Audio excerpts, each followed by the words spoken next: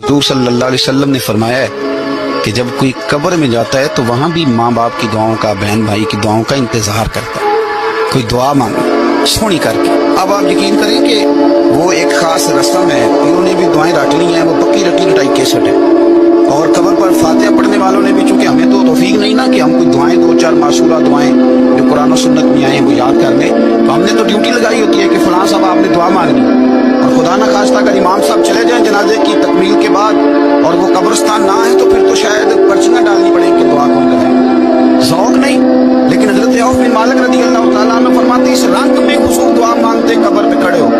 حضرت طلحہ بن برا کی قبر پر پتہ نبی پاک نے کیا دعا مانگی. حضور فرمانے لگے میرا طلحہ، اللہ تیری بارگاہ میں آیا ہے، جب میرا یہ غلام تجھ سے ملے نا تو مالک یہ بڑا کمزور ہے، یہ بڑا میٹھا ہے، بڑا پیارا ہے.